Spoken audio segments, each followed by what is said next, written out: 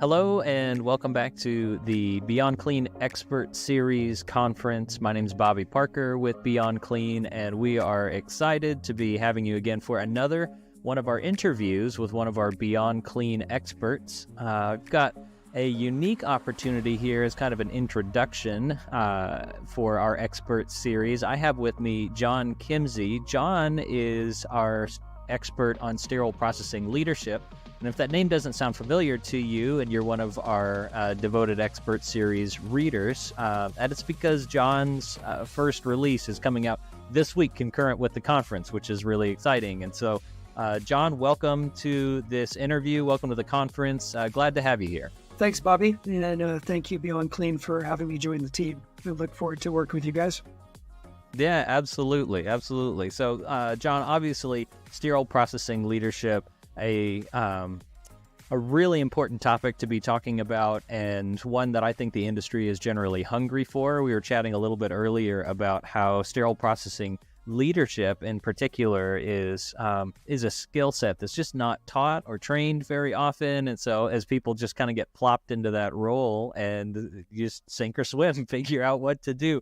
So I'm excited about this particular interview. But before we jump into it, I want to give people an opportunity to get to know the man behind the Expert Series cartoon. Tell us a little bit about yourself, about your sterile processing background, and why we're here doing an Expert Series interview on sterile processing leadership.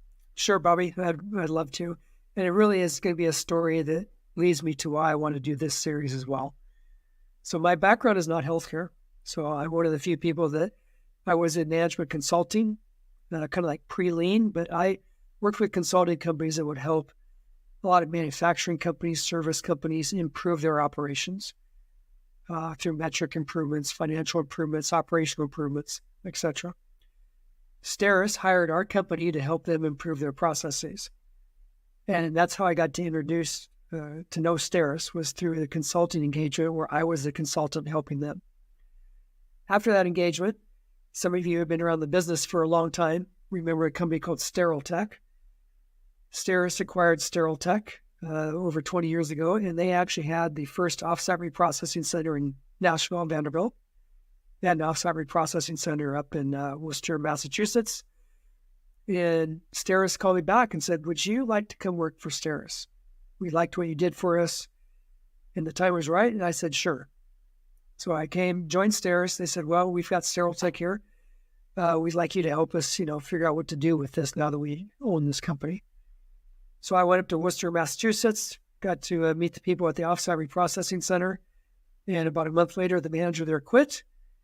And I became the manager of an Offsite Reprocessing Center in Massachusetts with 1 month of SPD experience. That's fantastic. So thrown right into the deep end. So yeah, I'm the guy who is saying, "What's a Kelly? Biological? What is that? Decontam? Well, that's where we clean stuff, right? Okay, I got that."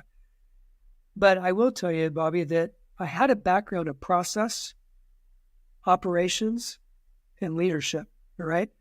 So I quickly started to teach myself the clinical side of SPD. What was a BI? What are the clinical requirements? Who is this Amy person we keep talking about, right? It wasn't a person, it was an association, okay? But I taught myself that, and I realized SPD really is a great place to have operational controls. It's like a little manufacturing plant. So that experience happened in 2001. Thrown into the deep end, learned sterile processing, and just like a lot of people who are watching me right now, I'm the weird guy that I fell in love with sterile processing, right? Didn't even know anything about it and just became fascinated by it and loved it. Been through everything just like everybody else. I've been yelled at by a surgeon for, trays being mislabeled. I've had to deal with that. But through those years, we took that group, Sterile Tech, merged into Steris, and we created a sterile processing consulting group. We eventually stopped using the word Sterile Tech, and it just became Steris Professional Services. And since then, I've been working with sterile processing departments across the country, occasionally outside the country, to help them optimize and become successful. And in doing so, I have seen so many great people get promoted to the sterile processing leadership position, manager, director, and they never had any support structure. Nobody ever taught them how do you manage a sterile processing department? How do you lead people? How do you meet your customers' expectations? They were really great at the clinical side of it. They're pretty good at making sure whatever they order needed a day, I went and got it to them. But all of a sudden, when they had to manage a budget, to manage people, and deal with HR and IT and EVS and facilities, and it became overwhelming. I mean, it was overwhelming for me jumping in to manage an off-site reprocessing center. So throughout those years, we've done a lot of things. I've done a lot of things to try to help people out, improve their life as a sterile processing manager. I've done interim management. We obviously run our own off-site reprocessing centers at Steris. We have, some outsource accounts that I've worked in. So I've been around the business for a long time. And I was really excited to have the opportunity to join you guys in this position to help share my experiences, my knowledge, and hope that some of those SPD leaders out there can benefit on their journey through leadership. No, that's really cool. And what I love about that story is that common thread that you'll find in almost anybody's background related to sterile processing. Nobody finds their way into sterile processing on purpose. No. Like, it always finds us, right? And that, I didn't know what sterile processing was before I got into it, but I just fell in love with it, and here we are today. Is how a lot of those stories go. And so I think that's fascinating. I also think it's interesting that you had to walk that journey of being a leader and learning at the same time, learning the clinical side of it. And by your own experience, a lot of us have the opposite of experiences. We've got the clinical knowledge of it, and we're having to learn kind of the operational leadership piece of it on the fly as well. And neither are easy to do. And so I appreciate you sharing that background with us. As you mentioned about being excited in spreading that knowledge to sterile processing leaders now in this position with Beyond Clean, you're referring to that expert series, sterile processing or leadership, healthcare leadership expert series that you're working through. And I don't know, it feels a little bit maybe a little bit like vanity to have, the expert on leadership, right? Because I'm sure that there's a lot more to say than what we're going to be able to say in 30 minutes. And there's a lot more to learn than even John Kimsey can bestow on somebody. But I do appreciate that background because you've had a lot of different and varied experiences and have a lot of useful tips for us. So with that, let's go ahead and dive into some definitions. Why don't you lay out for us just what you see sterile processing leadership being? Like, what does effective sterile processing leadership look like to you, John? Sure. I'm always going to start with the customer on pretty much anything I give you an answer for, right? So that's that lean background coming in. That's exactly right. So I think an effective yeah. SPD leader is somebody that is able to meet their customers' needs, right? Is able to create an engaging environment where the employees want to come to work. They're happy, they're positive, they're engaged with you. Obviously, you got to check the box of clinical compliance. You got to check the box that you got to manage a budget, right? We all have to do that. And you have to show, and we'll talk about this maybe later on, but you have to show continuous improvement. You have to be able to measure your ability to produce the product and produce it well. But customers, employees, run your operations, and then be able to measure your performance and show that you're continuously improving. If you can do all those, right, that's a lot. But that's really kind of, if I boiled it down, those are the key things for effective leadership for SPD. It makes a lot of sense. And that's kind of a results-oriented way of looking at it. And kind of, the results of effective leadership are going to result in those things of happy customers, of good quality outcomes, of high employee morale, right? So I guess bringing it one step even closer in beyond the results of are my customers happy, like what activities or core values or qualities does a sterile processing manager or leader have to put into place to get those results? I learned the hard way that, and if you grew up in the environment, maybe this is easier for a lot of you, but I learned the hard way that I had to go walk in the shoes of my customer, of the OR, to understand their perspective in order to come back to my department to look at what am I doing to effectively meet those requirements. So if there are SPD leaders out there that maybe have grown up in SPD that never really took the time just to go be part of the OR, I would say that's definitely something as a quality you have to have an understanding. And once you do that, I think one of the things is positive passion, Bobby. I know it's kind of weird for us who fell in love with SPD, but you got to be passionate about this.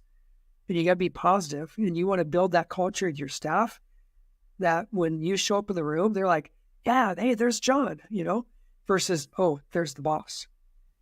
Right? Right. You got to be that guy that is positive, you're passionate, people like to be around you, because one of the core things that you're going to be successful at, I learned this the hard way because I came into a leadership position not knowing SPD. I had to rely on my team. And if you can build a great team, that's probably the best thing you can do to be a successful leader, is get the people around you that are going to make sure that the department's successful, because you can't do it all yourself.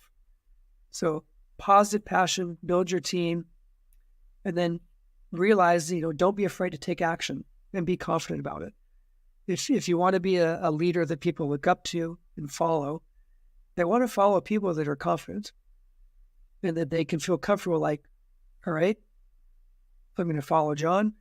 He knows what he's doing, and it's okay if I make mistakes, and I'll tell the staff every decision I make may not work out, but it's okay. And if you make the wrong decision, it's okay too, but we got to take action.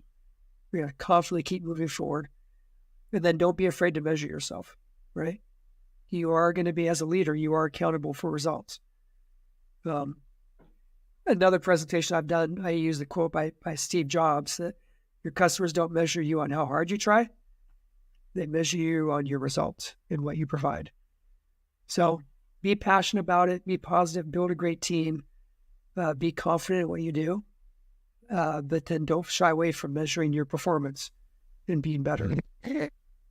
Yeah. Well, I'm looking forward to diving into each of those elements particularly, and I'll try to help that kind of shape our interview as we go forward. But I can't help but think, as you're talking through those attributes of a good leader, of some of the good leaders that I've had in sterile processing in front of me. Of course, you know one of my mentors, Karen Owens, worked in our departments, and she's tremendous. And so, kind of the embodiment of that passion and excitement, and just, the arm around the shoulder kind of leader that she is. But one of the things that under Karen's leadership and with some of the other leaders in our department that they put into place was a mission, vision, and values for sterile processing in particular. Now, every hospital system, they have their own mission, vision, and values that are kind of generically defined towards patient safety. And certainly there's value in tying that specifically to the sterile processing department. But what they did, and what was powerful in that particular story, was they took those values and they tied them specifically to sterile processing activities. And their vision, as part of that mission, vision, and values, was not just that we were going to meet the expectations of our surgeons, but that we were going to be a premier department that spreads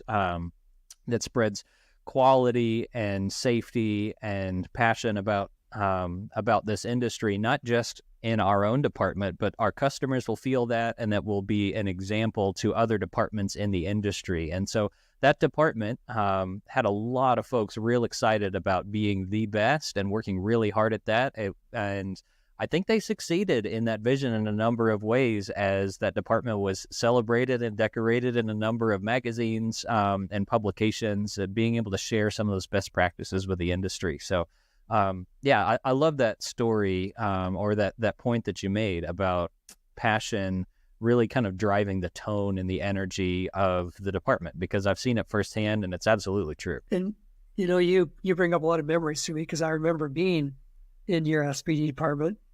I remember seeing Hank, I think, as a supervisor, and talking to Karen. And I remember you guys were the first people to start talking about the Triple Crown of the 3 certifications. Yeah, we coined that. Yeah, that came from you guys. Yeah. But I think the thing that you're bringing up, I would like to echo it, is that don't be afraid to set a vision of perfection, or where do we want to go, right? As a leader, and you want people to follow you, they need to know, where are we going? And I think Karen did a great job of setting a vision of, guys, here's where we want to go. And sometimes you can do a fun exercise at the huddle. You can talk to your staff, and it will probably take multiple huddles to get through this, but ask your staff, what is a perfect SPD like? And And I'm sure they'll say, oh, well, they pay me $50 an hour, perfect SPD, right? Right.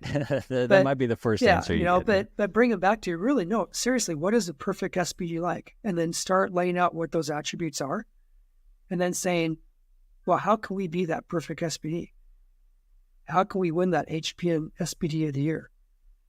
Right? How can we take that next step up? And if you start building that and people buy into your enthusiasm about it, good things will happen. Just like they happened there in Louisville when you guys were going through that same stage.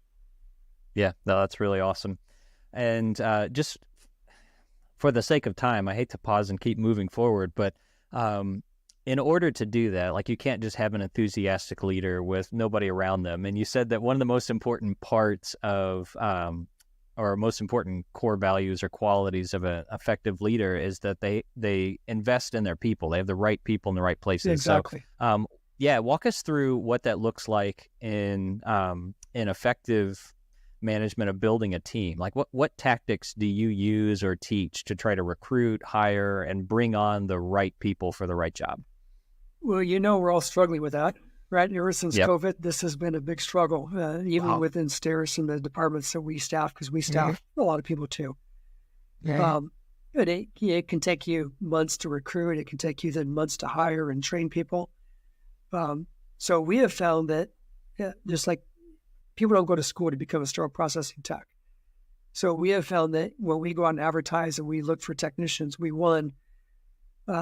make sure that we know that this is a learning opportunity. We're going to train you. We're going to bring you in. This isn't just a job, right? And we try to find people maybe who aren't the best qualified on paper, because we've ran into this where we've hired people on paper and everything. They're great. And then within 6 or 12 months, they're looking for the next step up and they leave the department and they're going on to something else new. So we're trying to find people that want to have a family, want to come to work in a place where they feel supported, they feel comfortable, they feel part of a family atmosphere, and they want to be there for a long-term success.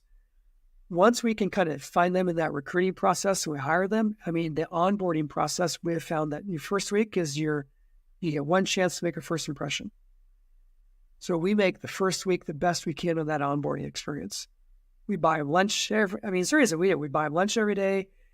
We just make them feel happy and, we take care of them. We also let them know this is a serious job, right? But then we also lay out, here's your structured 6 months.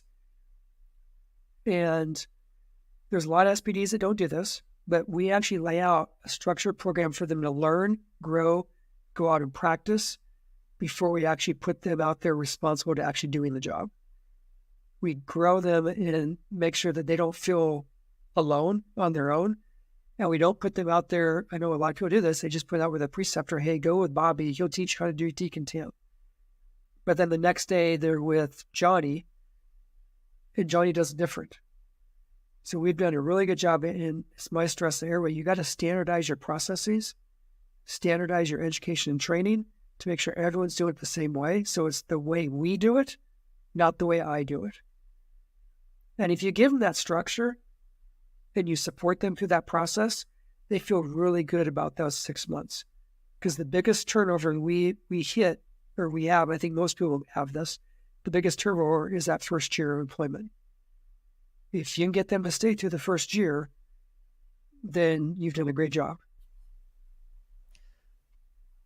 You said a lot there, John, and you're right. The model that you see out there is not only that first week do they jump, right into decontam with Tom one day and then Jim the next day, but day one we park them in front of a computer and make them suffer through these learning modules. So you sit there and suffer through these for 8 hours, and then tomorrow we'll put you in decontamination.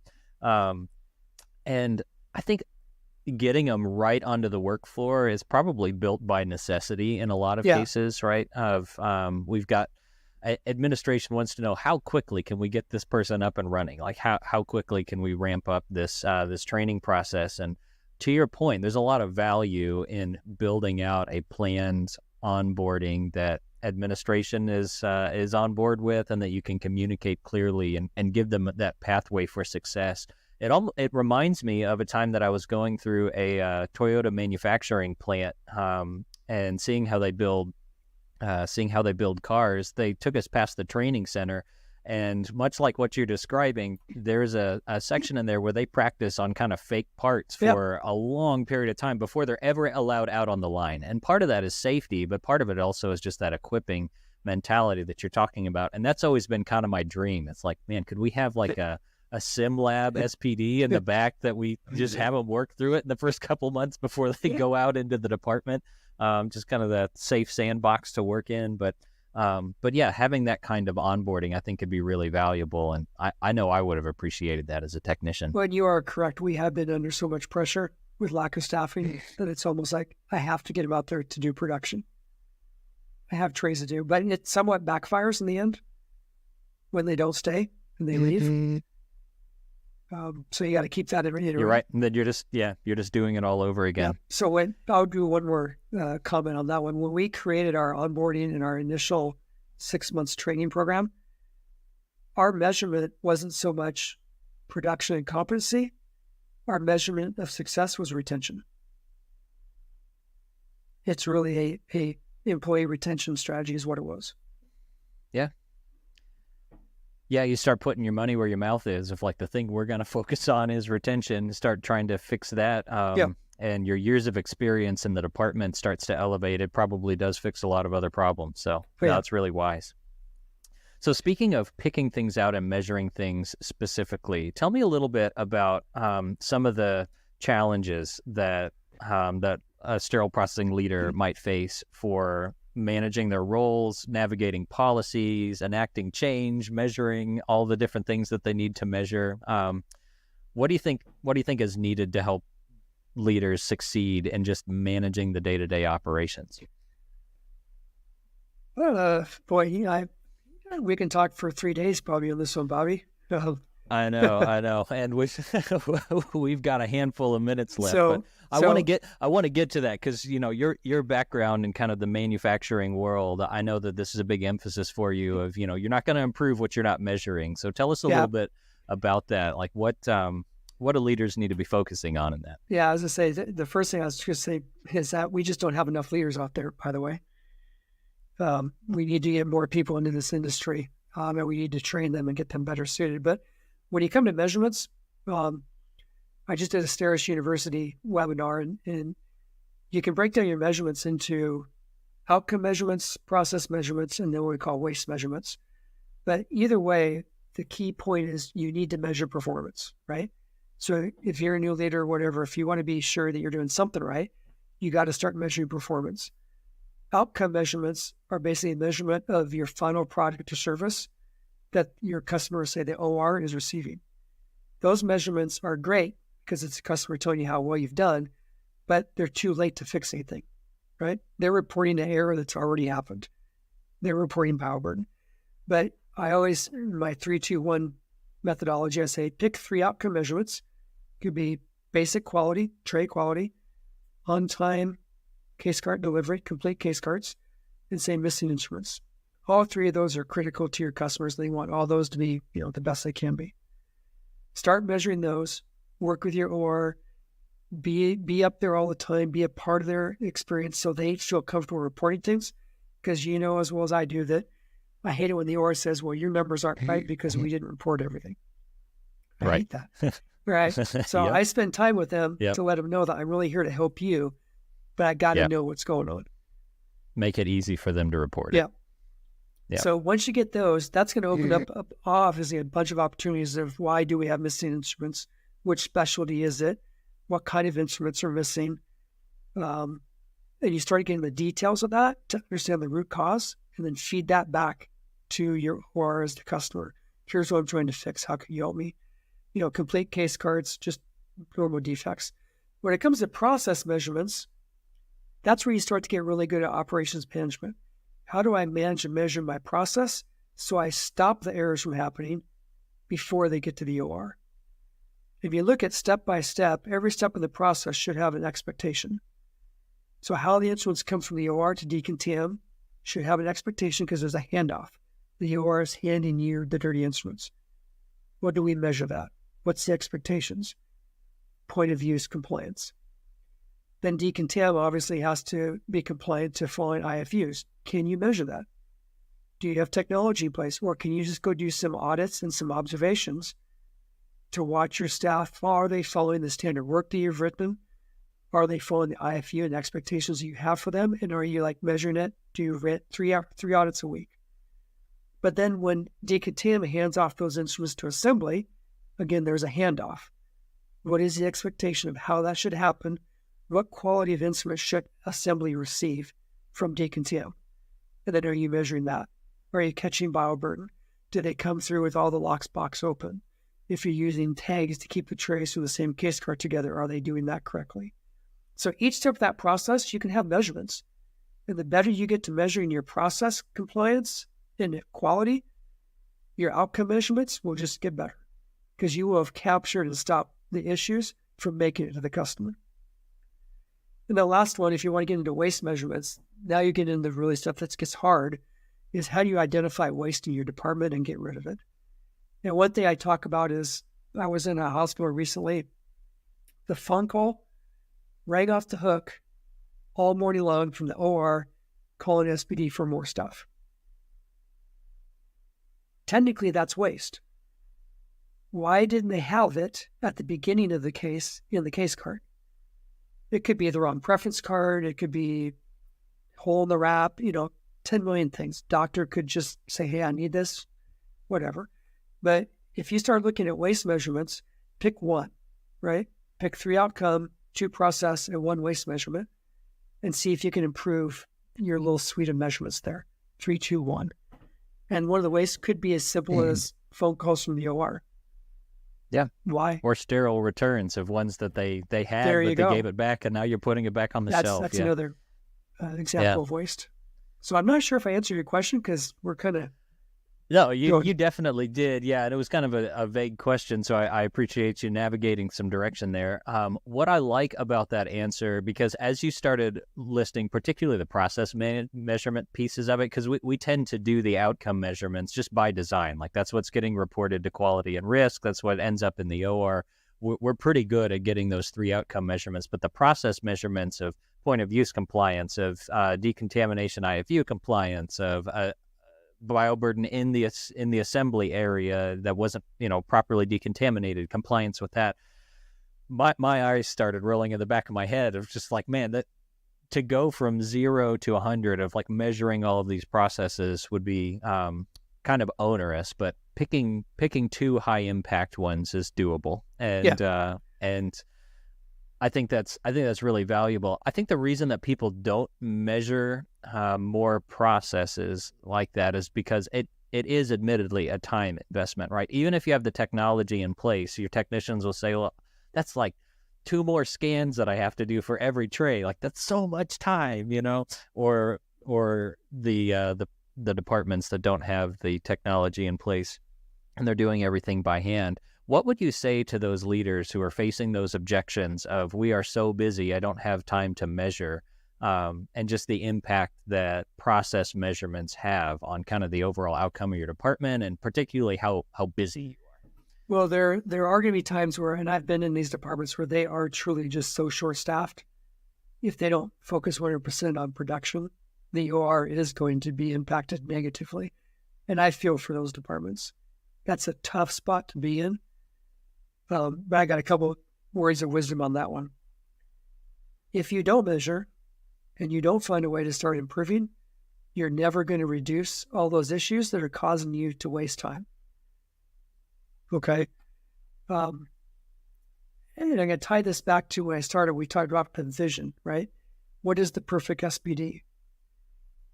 In order, before you start saying, hey, we're going to start measuring these things, tie everything back to those huddles you had about the perfect SPD. Well, the perfect SPD is that there should be no bioburden in assembly. Because decontam, followed the IFU, did everything correctly, whatever. So if you go back and say, guys, well, we all agree that that's one of our, quote, perfect SPD attributes. Let's see how well we're doing at it. So if you can get your team to buy into whatever you're trying to measure, as it means that as a team, we're all on board to try to meet this objective, it should be better than just, oh, John wants us to measure this, right? The other aspect is being short-staffed. We actually have data-driven, we call them staffing guide, but it's a spreadsheet basically, but a data-driven staffing requirement spreadsheet that we use to justify how many people we need.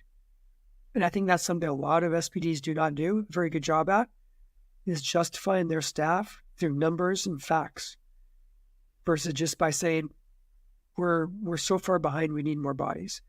You got to show your executives, the guys who control the money, that here's the activities I do, here's how long it should take to do them according to IFU and compliance. I'm going to hold my staff accountable to doing it the right way. I'm going to hold my staff accountable to, not wasting time. But here's the volumes that you want me to do for the OR to support your cases. And here's the FTE requirements to get that job done. My job is to manage my department to the plan, and I'm signing up for that. Your job is to give me the FTEs to do the work. But you got to put that into numbers and facts and data to get people to agree, to give it to people. I'm sure to arrive at that is challenging. It's part of the big problem with department productivity in general, because a lot of hospitals are measuring sterile processing productivity as a department, but it's based off some pretty wonky numbers, patient census, OR minutes, number of loads sterilized. It's all over the place. And the activities that go on from department to department, as you know, John, are pretty wildly different just in terms of responsibilities and clinics and autoclaves to test and all sorts of different things that go on in departments, as well as case mix and what their volume looks like, because they do a lot of total joints versus maybe doing cataract procedures or things like that. So, super important to get into the numbers. And I appreciate you bringing up that consequence piece of it, because when we feel like we're too busy to make improvements, we're just, we're stuck continuing to spin the wheels. And so we're never going to get the mud off of us if we don't start getting some traction and putting in the time to make those measurements and make the case for the appropriate staffing. So I appreciate that. John, as we are pulling to a close here, I want to give you the last word to conclude our session and ask if you had to summarize your leadership philosophy in just one simple statement, what would it be? What is the philosophy of a good sterile processing leader? Oh, wow. I'm going to go back to positive passion to start with, right? You got to exude positive passion. You got to stay calm, right? You can't be the guy that's freaking out. You got to measure your performance, take accountability for it, and then continuously improve and show that you're making a positive difference to your customers and your employees. It's not easy to do all that. Yeah. But as a leader, another quote, I think I made this quote up, but another quote I like to tell people is that our jobs as SPD leaders is not to process trays. Our job as an SPD leader is to improve how we process trays. So we all know we got to get the OR what they need today. But if you're an SPD manager, you need to have a sit-down discussion with your boss and just say, my goal is to make the department better. And in order to do that, I'm going to need some breathing room to focus on making it better versus just spending all my day getting the OR what they need for today. Right. And that may be, I need a position as an instrument coordinator to handle all that stuff, repairing instruments, buying instruments, managing that. Mm-hmm. I need somebody to do all the metrics, the data, the tracking system updates, whatever. I need a team that we can run this as a true business, not simply just run around and get the OR what they need. And that's the part that I preach to the OR and executives is it's time to elevate SPD as a true support function within healthcare and run it truly professionally. That's a good word, John. And I appreciate that summary statement and trying to wrap all of these things together into one. I've really done you a disservice today, John, by asking you to discuss everything there is to know about leadership in 30 minutes. You've certainly whet my appetite. And I hope for those who are listening that it has whet yours. The good news is that John is launching this Beyond Clean Expert Series for sterile processing leadership. And so definitely stay tuned to that and read that. For those of you who haven't seen those, they also are converted into audio and released on our podcast. So if you're a listener, you may catch John's articles on our podcast channels as well. And if you are finding yourself in a situation where you need some advice about how to maybe make some positive improvements or begin measuring some of the processes in your department, I'm sure John would love to speak with you as well. So you can connect with him on LinkedIn. You'll find his content or his contact information in the description of this session, but also as his expert series is released, each of those has a way to contact John on there. And that's really what we've designed these expert series to do, is to give you some useful, beneficial, succinct material from an industry expert, and then give you their contact information to be able to work directly with them on implementing that. So with that, we're going to wrap it up. But thanks so much, John, for joining me on this Expert Series conference, a PowerPoint-free conference where we can just chat back and forth about these topics. Thanks for coming on the show. Thanks, Robbie, for having me. Look forward to talking some more. All right. I love it. And for those of you listening, thanks for joining us for this session. I hope that you enjoy all the rest of the content we've got going on this week with the Expert Series conference. And until next time, keep fighting dirty.